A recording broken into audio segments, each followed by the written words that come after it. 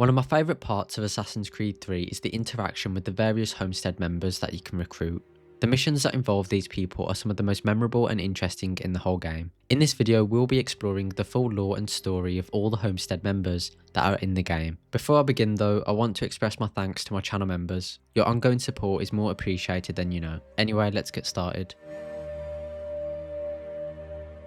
Catherine was born in Scotland, where she eventually met Godfrey. The wedding took place alongside the marriages of their friends, Terry and Diana, and the celebrations were anything but calm.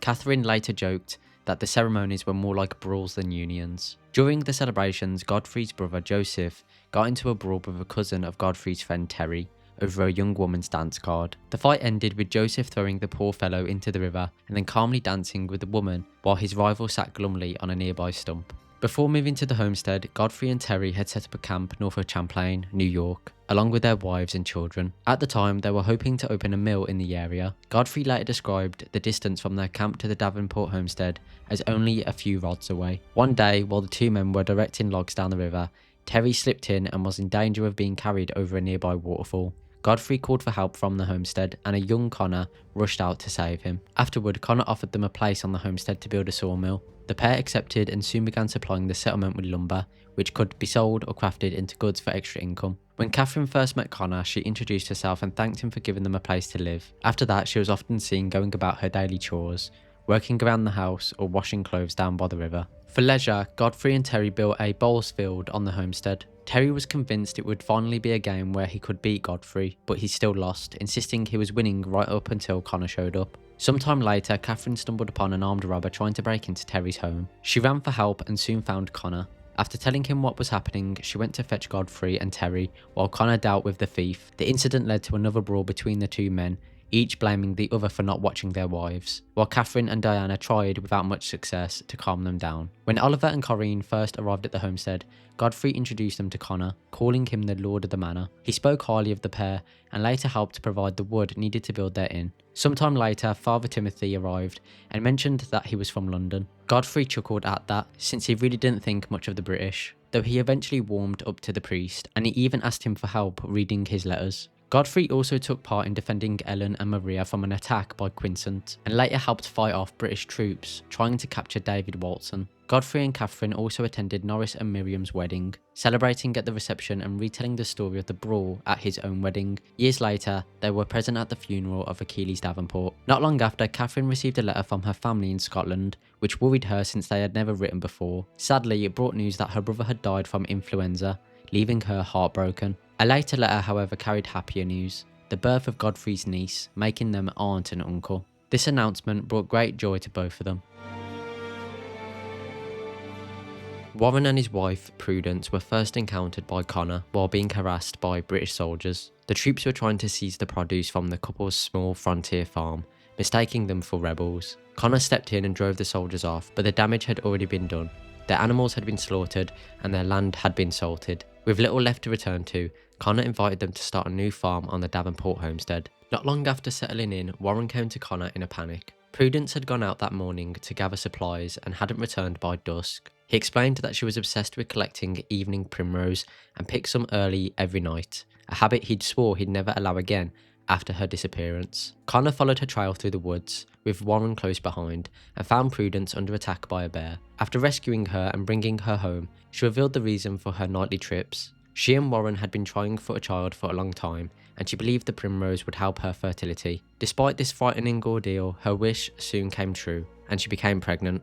With a baby on the way, Warren asked Connor to travel to Boston and bring their old doctor, Lyle White, to the homestead. Around this time, Norris began to develop feelings for Myriam, the homestead's huntress. Unsure how to impress her, he asked Connor to help him find a suitable gift. Connor went to Prudence for advice and, on her suggestion, climbed a cliff to collect a bundle of colourful wildflowers. Unfortunately, Myriam wasn't very impressed. Later, Connor also helped Prudence round up some escaped livestock, since her advanced pregnancy made the task difficult. 9 months later, Connor found Prudence in the woods and realised she had gone into labour. He rode out quickly to gather both Lyle and Warren, bringing them back just in time. Warren was able to witness the birth of their son, Hunter. Later on, Warren and Prudence provided the food for Norris and Myriam's wedding and celebrated with the rest of the homesteaders at the Mile's End. They were also present at the funeral of Achilles Davenport, where they laid a rose on his grave.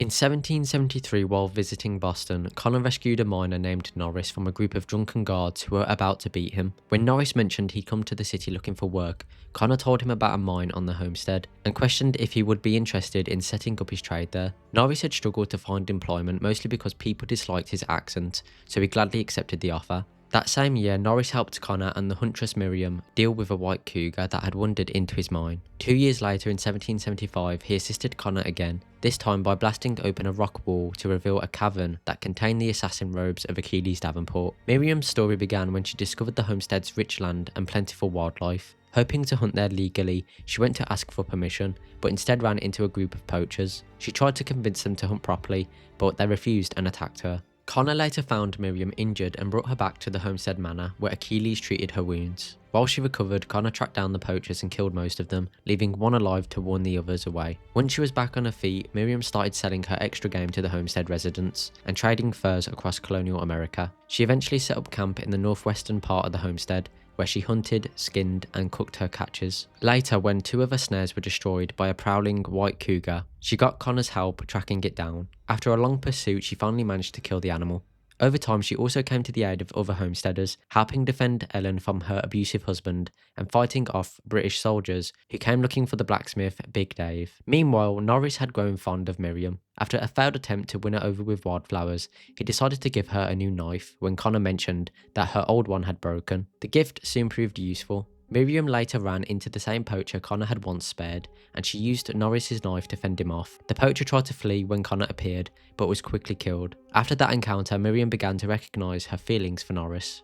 Over time, their relationship grew, eventually leading to an engagement. As the wedding day approached, however, Myriam started having second thoughts. Her nerves got the better of her, and she even tried to avoid Connor when he came to check on her before the ceremony. After a long talk and a bit of a chase, Connor managed to reassure her. She returned in time for the wedding, where Father Timothy suggested Connor stand in place of her father. He accepted, giving her away to Norris. Once they were married, the couple celebrated with a reception at Oliver and Corrine's tavern. Myriam held a deep respect for Achilles Davenport. At his funeral, she lingered by his grave even after the others had left, staying behind with Connor in a quiet remembrance. Before arriving at the homestead, Oliver and Corrine worked as innkeepers in Boston, a job that they both loved. Their lives were turned upside down, however, when British redcoats seized their inn for military use, forcing them out and leaving them to wander in search of a new place to settle. Eventually, their travels led them to the homestead. They first met Connor after bringing a wagon full of ale to the settlement. The homestead's residents quickly took a liking to the pair, appreciating both their drinks and their company. On their recommendation, Connor agreed to fund the construction of a tavern and inn on the homestead, as well as inviting Oliver and Corrine to stay and run it. The new establishment was named the Mole's End and soon became a place for travellers and residents alike to find food, drink, and a bed for the night. As they settled into the community, the couple admitted they were doing quite well.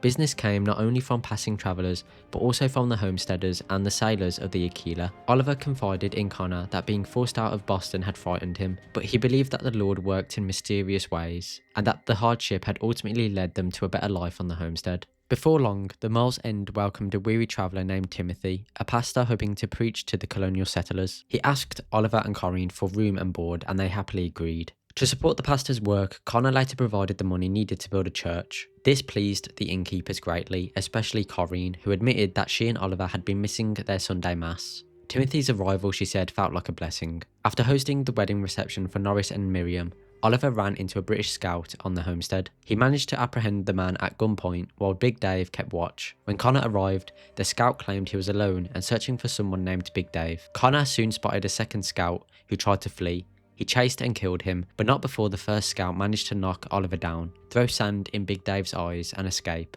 Later on, Oliver and Corrine attended the funeral of Achilles Davenport.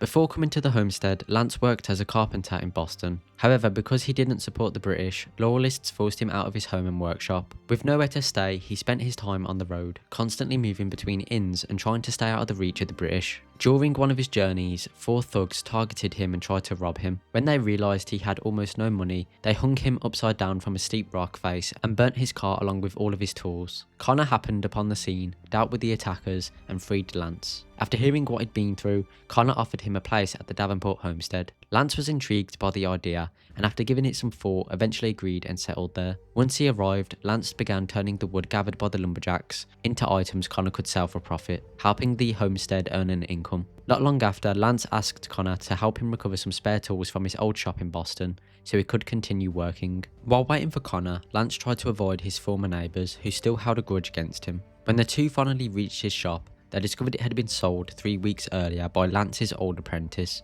Patrick O'Hara. Lance confronted Patrick, who claimed he thought Lance had abandoned the business and decided to sell everything. Lance didn't buy the excuse, pointing out that the carpenter's tools were his lifeblood and suggested Patrick had hidden them for himself. He and Connor followed Patrick and found his stash, along with his plan to leave town with the tools. Once the area was clear, they took the tools back and returned to the homestead. Later, Lance mentioned a package from France that was long overdue and asked Connor to look into it. The shipment was supposed to have arrived in New York, but when Connor spoke to the postmaster, he learnt that Patrick had already signed for it and taken it a few days earlier. The postmaster also mentioned that Patrick was at the nearby docks with a few men. When Patrick spotted Connor, he ordered his men to hide the shipment's contents, but Connor recovered it anyway. Back at the homestead, Lance revealed that the package contained plans for a folding chair. While going through the papers, Lance also discovered blueprints for a flying machine created by Leonardo da Vinci. He built the machine and let Connor test it. Later on, Lance attended Norris and Myriam's wedding and celebrated with everyone at the Mole's End afterward. He was also present at the funeral of Achilles Davenport. While living in Boston, Lyle made a name for himself as a doctor who treated anyone in need, regardless of their allegiance. The British repeatedly pressured him to refuse care to wounded Continental soldiers, but he refused and continued treating both sides equally. In response, British regulars began spreading rumours about him, giving him grim nicknames like White Death or Dr. Death. The slander ruined his reputation and destroyed his business. Ashamed and disgraced, Lyle fell into a deep depression and took to drinking, until Connor found him and invited him to the Davenport homestead. Lyle settled there at the request of Warren and Prudence, who wanted a doctor to help with her pregnancy. Not long after, the British in Boston began slandering his name again, and Connor was sent to put a stop to it for good. When he arrived, Lyle's courier told him the rumours were being spread by paper boys throughout the city. Connor bribed them to stop distributing the slander, then tracked down the man in charge. After either roughing him up or pickpocketing him, Connor brought the defamation to an end. Later, after the Battle of Chesapeake, Lyle found himself overwhelmed treating the many wounded soldiers from the Aquila. He asked Connor to find someone with steady hands. Connor soon found Diana and brought her back to assist. While Connor handled smaller tasks, resetting dislocated joints and tending to cuts and burns, Lyle and Diana worked on the more serious injuries together. Once the rush was over, Lyle was so impressed with her skill that he said she was more capable than any assistant he'd had before. He then officially took her on as his nurse and apprentice. Lyle attended Norris and Myriam's wedding and joined the celebrations at the Mole's End Tavern, and he was also present at the funeral for Achilles Davenport.